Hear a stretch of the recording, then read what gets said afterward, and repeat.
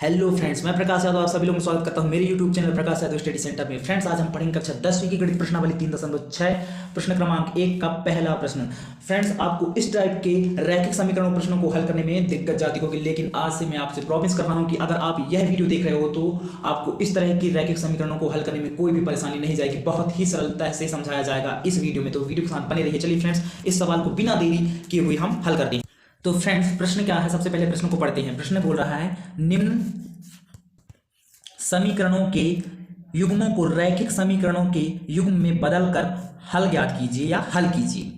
ये जो समीकरण दिया है इसको क्या करना है, रैखिक समीकरण युग्म में बदलना है। उसके बाद हमें हल ज्ञात करना है। फिर विलोपन, प्रतिस्थापन, वृत्त गुणनखंड, इन तीन विधियों में किसी एक विधि से हल ज्ञात करना है। तो सबसे पहले इन समीकरणों को, इस टाइप के समीकरणों को जो बटे में दिया गया है, उन समीकरणों को रैखिक समीकरण कैसे बनाएं ये सीख लीजिए आप। जब आप रैखिक समीकरण बनाना सीख जाओगे तो आपको तो विलोपन और प्रतिस्थापन हम बहुत दिन से पढ़ रहे हैं, तो वो तो बन ही जाएगा। तो सबसे पहले इन सवालों का जो आपके मन में डर है वो आज के इस वीडियो में हटाने वाला हूं, उस डर को भगाने वाला हूं। तो वीडियो के साथ बने रहिए आप। तो फ्रेंड्स, यहाँ पे क्या दिया है, हमारा जो समीकरण है वो है 1/2x धन 1/3y बराबर 2। फिर क्या दिया है, जो दूसरा समीकरण है 1/3x धन 1/2y बराबर 13/6। ये आपका समीकरण है। इन समीकरणों को क्या बनाना है, रैखिक समीकरण। तो फ्रेंड्स, इस तरह के समीकरण को रैखिक समीकरण कैसे बनाते हैं अच्छा से समझाऊंगा इस वीडियो में, आप ध्यान से समझिए और जहां पास समझ में आया है बिल्कुल वीडियो को फिर से रिपीट करके जरूर देखिए। तो फ्रेंड्स देखिए, इन समीकरण को रैखिक समीकरण बनाते हैं। अब सबसे पहले इनको हम नंबर दे देते हैं, समीकरण नंबर 1 और ये है आपका समीकरण नंबर दूसरा। ठीक है, तो यहाँ पे हम सबसे पहले समीकरण नंबर 1 को लिखते हैं। तो यहाँ पे दिया है समीकरण नंबर 1, 1/2x धन 1/3y बराबर 2 दिया है। इसको इस पक्ष में लिख लेते हैं और समीकरण नंबर 2 को इस पक्ष में लिख लेते हैं। तो समीकरण 2 क्या है हमारा, 1/3x धन 1/2y बराबर 13/6। अब इनको हम रैखिक समीकरण बनाते हैं फ्रेंड्स। तो देखिए क्या होगा, यहाँ पर 1/2x है तो इसको हम लिख सकते हैं 1/2 गुणित 1/x लिख सकते हैं। अच्छा, अब ध्यान से यहाँ पे समझिए, मैं रफकार करके समझा रहा हूं। देखिए क्या है, 1/2x है उसको हम क्या लिख लिए हैं, उसके स्थान पे ये देख सकते हो क्या लिखे हैं, 1/2 गुणित बराबर क्या लिख दिए हैं, 1/2 गुणित 1/x लिखे हैं। ऐसा क्यों लिखे हैं, इसके स्थान पे 1/2x के स्थान पे 1/2 गुणित 1/x क्यों लिखे हैं, बात को समझिए। क्योंकि जब हम 1 का गुणा 1 के साथ करेंगे, इस 1 का गुणा इस 1 के साथ करेंगे तो क्या आएगा, बराबर 1 एकम 1 आएगा, और 2 का गुणा x के साथ होगा तो क्या आएगा, 2x आएगा। मतलब हम जब गुणा करते हैं 1/2 गुणित 1/x के साथ तो हमें 1/2x मिलता है, यानी कि 1/2x के स्थान पे हम क्या लिख सकते हैं, 1/2 गुणित 1/x लिख सकते हैं। इसलिए यहाँ पे ऐसा लिखा गया है। उम्मीद कर रहा हूँ कि आप समझ गए हैं। अब यहाँ पे देखिए क्या दिया है, धन 1/3y दिया है, तो यहां भी हम लिख सकते हैं 1/3 और गुणित करके क्या लिख सकते हैं हम, 1/y लिख सकते हैं। क्योंकि 1 का गुणा 1 के साथ होगा तो 1 आ जाएगा, और 3 का गुणा ये y के साथ होगा तो क्या आ जाएगा, 3y आ जाएगा। यानी कि हम 1/3 को 1/3 गुणित 1/y लिख सकते हैं। इसलिए 1/3 के स्थान में क्या लिखे हैं, बराबर 1/3 गुणित 1/y लिखे हैं, जो कि ये लिखे हैं। आप देख सकते हो किसके स्थान पे, ये 1/3y के स्थान पे। उम्मीद कर रहा हूं यहां भी आप समझ गए हैं। उसी प्रकार इस पक्ष में भी होगा, क्या लिख सकते हैं हम, 1/3x है तो वहां पे हम लिख सकते हैं इसके स्थान पे 1/3 गुणित 1/x लिख सकते हैं। क्योंकि जब 1 का गुणा 1 के साथ होगा तो क्या आएगा, 1 एकम 1 आ जाएगा, और ये 3 का गुणा x के साथ होगा तो 3x आ जाएगा। इस तरह से बराबर क्या आ जाएगा, 1 एकम 1 और बटे 3x आ जाएगा, जो कि यहाँ पे आप देख सकते हो ये लिखा है ना, क्या लिखा है, 1/3x। तो ये 1/3x आ गया जब हम 1/3 गुणित 1/x लिखे हैं। तो इसलिए हम 1/3 के स्थान पर 1/3 गुणित 1/x लिख सकते हैं। उसके बाद यहाँ पे दिया है धन 1/2y दिया है, तो यहाँ भी हम लिख सकते हैं 1/2 गुणित 1/y लिख सकते हैं। क्योंकि 1 का गुणा 1 के साथ होगा तो 1 एकम 1 और 2 का गुणा y के साथ होगा तो 2y आएगा। इसलिए 1/2y के स्थान पर 1/2 गुणित 1/y लिख दिए हैं। उम्मीद कर रहा हूँ समझ गए हैं आप लोग। अब यहाँ पे क्या दिया है, बराबर देख सकते हो 13/6 है तो 13/6 और यहाँ पे इस पक्ष में बराबर 2 दिया है तो बराबर 2। फ्रेंड्स आप लोगों को समझ में आया यहाँ तक।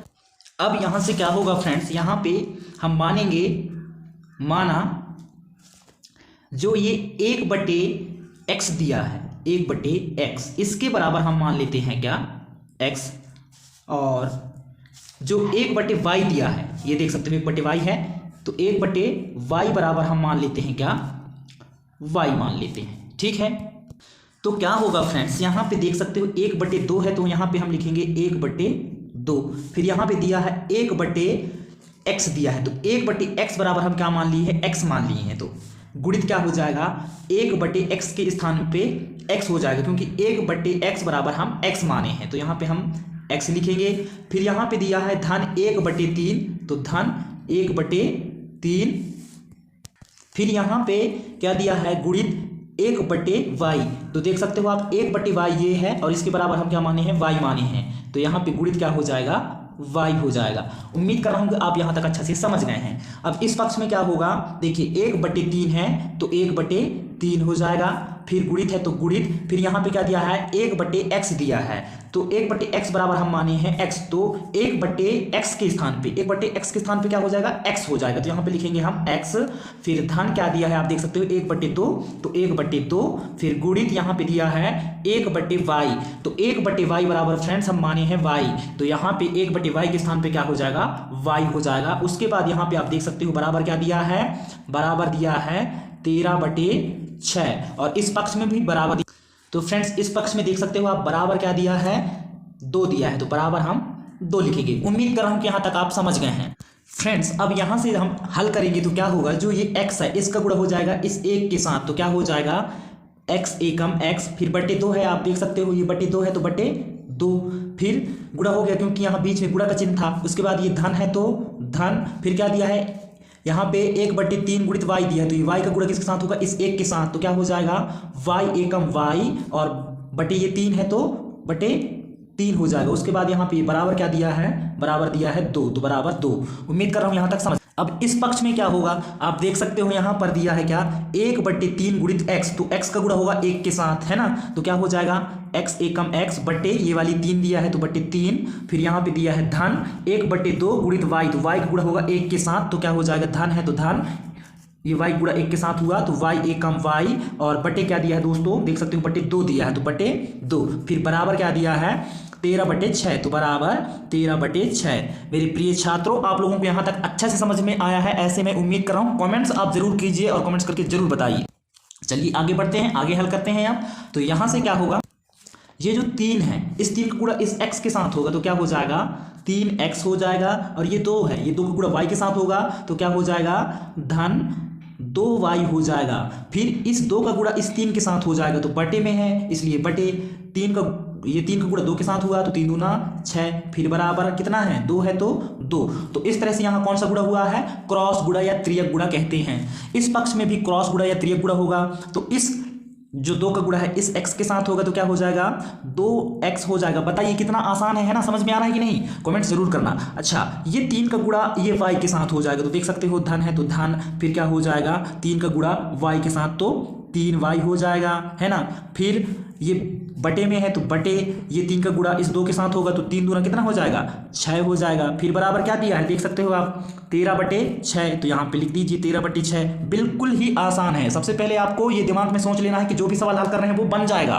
क्योंकि अगर हम मन रूप से किसी भी चीज़ को सोच लेते हैं तो कुछ % हमको वो चीज़ बन जाता है। इसलिए सबसे पहले कभी भी जो भी सवाल हल करो तो वो चीज़ को या भी कोई भी काम करो तो उसको सोच लो कि ये हमसे बन जाएगा, तो ऑटोमेटिक वो चीज़ बन जाता है। ठीक है, चलिए आगे बढ़ते हैं। अब यहाँ से क्या होगा मेरे दोस्तों, यहाँ पर आप देख सकते हो क्या दिया है 3x है तो 3x है ना दिया है, फिर धन क्या दिया है 2y है तो 2y, उसके बाद ये जो 6 है इस 6 का गुणा हो जाएगा 2 के साथ तो बराबर क्या हो जाएगा 6 दूना 12। तो फ्रेंड्स इस तरह से ये बन गया आपका कौन सा समीकरण है, ये रैखिक समीकरण है। इस टाइप के समीकरण को हम रैखिक समीकरण कहते हैं और समीकरण नंबर फर्स्ट दे दिए। ठीक है, अब इस पक्ष में क्या होगा 2x है तो 2x, फिर धन क्या दिया है 3y है तो 3y, उसके बाद इस 6 को इस 6 से हम काट देते हैं, क्रॉस कर देते हैं क्योंकि यहाँ पर कट रहा है इसलिए, और बराबर क्या बच रहा है अब 13 बस तो बराबर 13। तो इस तरह से ये बन गया आपका समीकरण नंबर कितना, दूसरा। तो फ्रेंड्स समीकरण 1 और समीकरण 2 ये दोनों समीकरण आप कौन समीकरण कहलाएंगे, रैखिक समीकरण कहलाएंगे। तो फ्रेंड्स जो हमारा समीकरण था उस समीकरण को हम रैखिक समीकरण में बदल लिए हैं। अब यहां से हमें आसानी जाएगी। अब हम विलोपन विधि से या प्रतिस्थापन विधि से या वृत्त गुणनखंड विधि से, हम किसी भी इन तीनों विधियों में से जो विधि आपको अच्छा लगे उस विधि से हल कर लेना। तो फ्रेंड्स यहाँ पे हम समीकरण 1 और समीकरण 2 को साथ में लिख लेते हैं। तो यहाँ पर हमारा जो समीकरण है वो क्या है, पहला समीकरण 3x धन 2y बराबर 12, ये आपका पहला समीकरण है। जैसे कि आप देख सकते हो ये आपका पहला समीकरण। फिर दूसरा समीकरण ये है, तो दूसरा समीकरण 2x है ना, 2x धन क्या दिया है 3y, फिर बराबर क्या दिया है 13। तो ये है आपका समीकरण नंबर कितना, दूसरा। तो इस तरह से बहुत ही सरलता से हम रैखिक समीकरण बना लिए। अब इसको विलोपन विधि से हल करते हैं। तो फ्रेंड्स जैसे कि आप सभी लोगों को मालूम है विलोपन विधि से हल करने के लिए क्या करना होता है, x या y ये दो पद हैं, इन दो पदों के समीकरण के दोनों पदों में है ना, ठीक है, समीकरण नंबर पहला में भी और समीकरण नंबर दूसरा में, समीकरण नंबर पहला के भी और समीकरण नंबर दूसरा के जो x और y पद हैं इन किसी एक पद को बराबर करना होता है। तो यहाँ पे आप देख सकते हो एक जो समीकरण नंबर 1 है उसमें 3x दिया है, समीकरण नंबर 2 में क्या दिया है 2x दिया है। तो ये तो दोनों बराबर नहीं है ना। तो इनको बराबर करने के लिए क्या करेंगे हम, यहाँ पर जो ये 2 है 2x है, इस 2 का गुणा हम समीकरण नंबर किस में करेंगे, 1 में करेंगे, ताकि जो हमारा ये x पद है क्या हो जाएगा, बराबर हो जाएगा, क्योंकि हमें x पद बराबर करना होता है। और अगर आप y पद करोगे बराबर तो यहाँ y के जो गुणांक है 3 उसका गुणा कर सकते हो, तो ये y पद बराबर होगा। लेकिन यहाँ पे मैं x पद कर रहा हूं, आपको जो पद बराबर करना है उसका गुणांक कर देना है समीकरण नंबर 1 में और 2 में गुणा है ना। तो यहाँ पर ये है आपका 3x का गुणांक, तो इस 3 का गुणा करने हैं हमें समीकरण नंबर कितने में, 2 में। तो चलिए फ्रेंड्स गुणा कर देते हैं, ये है विलोपन विधि और गुणा करके घटा देंगे, ठीक है। तो फ्रेंड्स सबसे पहले ये जो 2 है इस 2 का गुणा किसके साथ होगा, ये 3 के साथ। तो क्या आएगा 3 दूना 6x है, तो x, फिर 2 का गुणा किसके साथ होगा फ्रेंड्स, धन 2y के साथ। तो धन क्या हो जाएगा 2 दूना 4y हो जाएगा, फिर बराबर है तो बराबर लिखिए। अब ये 2 का गुणा किसके साथ होगा, 12 के साथ, तो 12 दूना 24 हो जाएगा। इस तरह से ये हो गया गुणा, ठीक है। अब ये 3 का गुणा किसके साथ करेंगे, ये 2x के साथ करेंगे, तो कितना हो जाएगा 3 दूना 6y। देख सकते हो आप ये जो x पद है क्या हो गया, दोनों बराबर हो गए, 6x हो गया। इस तरह से गुणा करके हम बराबर कर सकते हैं फ्रेंड्स, ठीक है। अब यहां से इस 3 का गुणा किसके साथ होगा, धन 3y के साथ होगा, तो धन 3 का गुणा 3y के साथ होगा, तो 3 की आई 9y हो जाएगा, ठीक है। फिर बराबर है तो बराबर 13 का गुणा किसके साथ होगा, 3 के साथ होगा फिर से, तो 13 दूनी 26, 13 तिया 39 हो गया फ्रेंड्स। इस तरह से कितना आसान है ना, ये तो कोई भी कर सकता है इस टाइप से। अब यहाँ हमें क्या कर देना है, घटा देना है ना, चिन्ह चेंज करके घटा देते हैं। तो देख सकते हो आप ऊपर का जो 6 है वो प्लस का है, तो ये नीचे के 6 को हम माइनस का कर देंगे। तो इस तरह से ये कट जाएगा आपस में, क्योंकि प्लस का 6 और माइनस का 6 x आपस में कैंसिल हो गए। अब यहाँ भी घटाना है, तो जो धन 9y है इसको माइनस 9y ले लेते हैं। यहाँ पे बराबर है तो बराबर, यहाँ पे जुड़ रहा है तो हम घटा रहे हैं, इसलिए यहाँ पे 39 को माइनस का ले लेते हैं, ऋण का ले लेते हैं। अब यहाँ पे फ्रेंड्स क्या होगा, देख सकते हो 9 में 4y घट जाएगा 9y में, तो कितना बचेगा, ऋण 5y बचेगा, है ना। फिर बराबर है तो बराबर। अब यहाँ पे बोल रहा है 39 में 24 घटाना है, तो यहाँ पे लिख लीजिए 39 और यहाँ पे लिख लीजिए 24 और घटा दीजिए। 9 में 4 गया बचा 5, 3 में 2 गया बचा 15, तो कितना आ गया 15 आ गया। और यहाँ पे ऋण 15 आएगा, क्योंकि 39 बड़ी है, 39 में हम ऋण का चिन्ह लगा दिए हैं, और यहाँ पे 9 बड़े हैं और 9 में भी ऋण का चिन्ह है, तो इस तरह से ऋण 5 आ गया। अब इस ऋण से इस ऋण को हम काट देंगे, तो इस तरह से यहाँ पे क्या बच गया फ्रेंड्स, 5y बराबर 15 बच गया। अब हमें y का मान चाहिए, तो y बराबर हम क्या लिखेंगे 15 और बटे ये वाली 5 हो जाएगा, क्योंकि y के साथ गुणा के रूप में है, तो यहाँ आएगा बटे के रूप में। बटे का मतलब होता है भाग, यानी कि गुणा के रूप में है तो बराबर की साइड आ गया, तो भाग के रूप में आ गया। अब इसको काट देते हैं, 5 एकम 5 और 5 को दूनी कितनी बार पढ़ेंगे तो 15 आएगा, तो 5 का दूनी हम 3 बार पढ़ेंगे तो 15 आएगा, इसलिए इस 15 को काट के यहाँ पे लिख दीजिए 3। इस तरह से मेरे प्रिय छात्रों y बराबर क्या आ गया, 3 आ गया। तो ये है आपका अभी y का मान आ गया। इसी तरह से हम x का मान निकाल लेते हैं, तो y के मान को हम समीकरण नंबर 1 में रखेंगे। तो फ्रेंड्स यहाँ पे मैं लिख लिया हूँ y के मान को समीकरण नंबर 1 में रखने पर।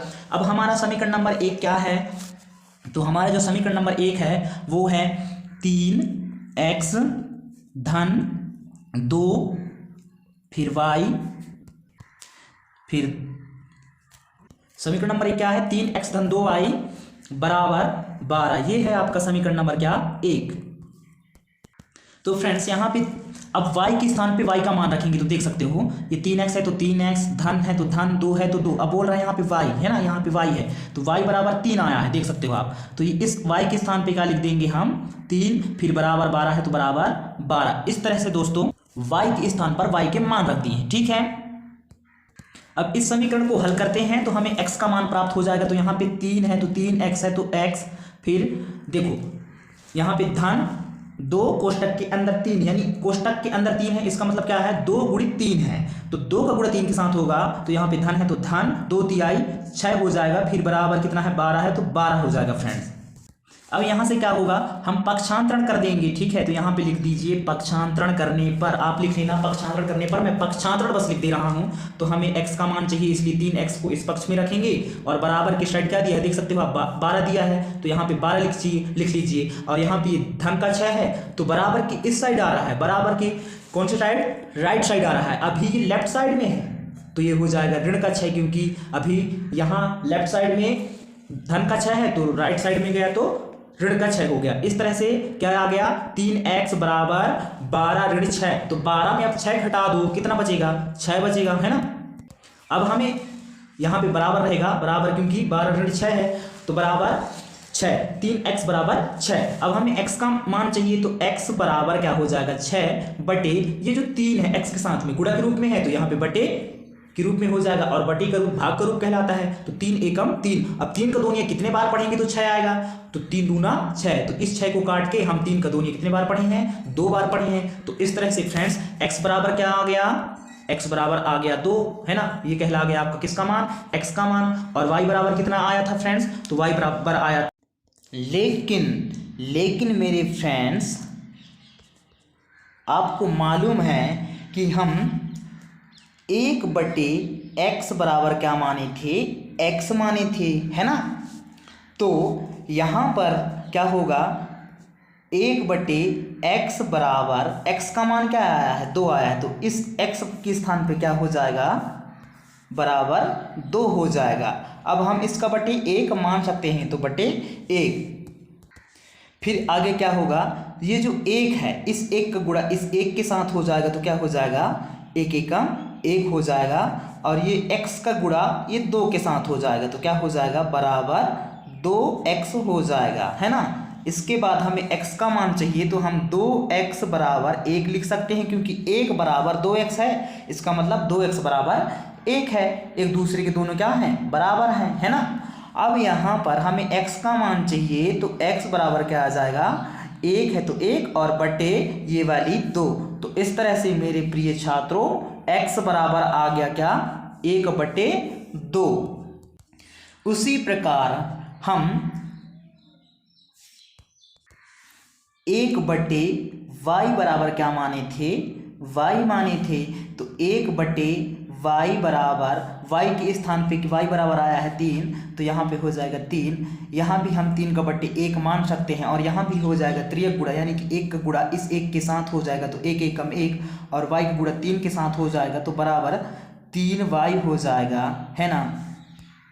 तो हम इसको भी लिख सकते हैं, देखो 1 बराबर 3y है तो 3y बराबर 1 लिख सकते हैं, क्योंकि 1 बराबर 3y तो 3y बराबर भी 1, एक दूसरे के क्या है, बराबर है ना।